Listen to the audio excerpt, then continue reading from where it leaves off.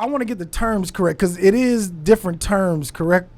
For either where there's a man and two women or a women and two men, right? That's your way levels deep.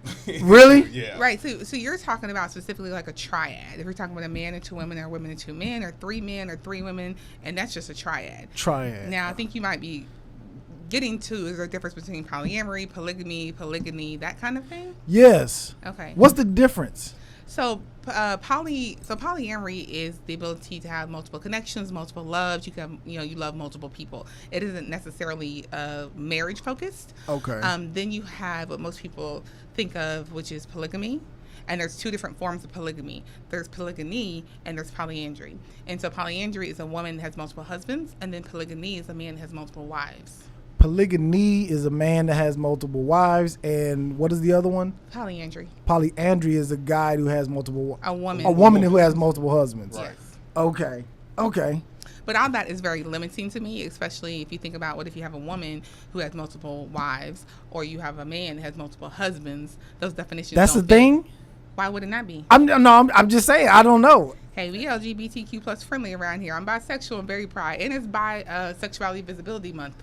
So yes, incorporate everybody. Yeah, okay. See, I didn't know that was, because I thought when you say polygamy, I'm thinking it's just a man and two women or two husbands, or a woman and two husbands. It's a umbrella term, but underneath that umbrella, you have different levels. Yeah. Okay. All right. Now, how did you guys get introduced to the lifestyle? How did you guys first come about this? How did y'all get introduced to this? Initially, for me, the initial root of it is trying to be ethnically non-monogamous. Society pushes monogamy as this the end all be all, the only way you have to have a relationship.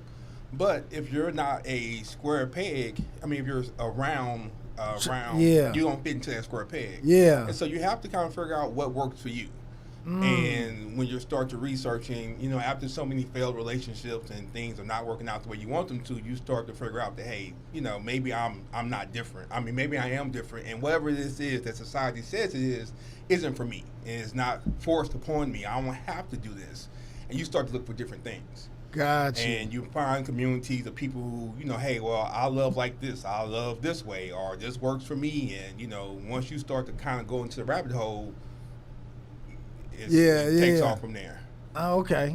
And so I've always been a free spirit. So even in high school, I used to tell people, hey, I'm a free spirit. If you don't want to know, don't ask me. Because I just didn't think that I had to limit myself. You have two parents, you love two parents. You have multiple siblings, you love multiple siblings. You can have multiple best friends.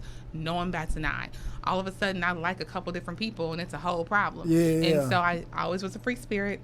I think college, I started in high school, and probably like college or so, I actually kind of tapped into the world of swinging. And was like, yeah, that's cool, but want something a little bit more. And then eventually found polyamory and was like, oh, that's me.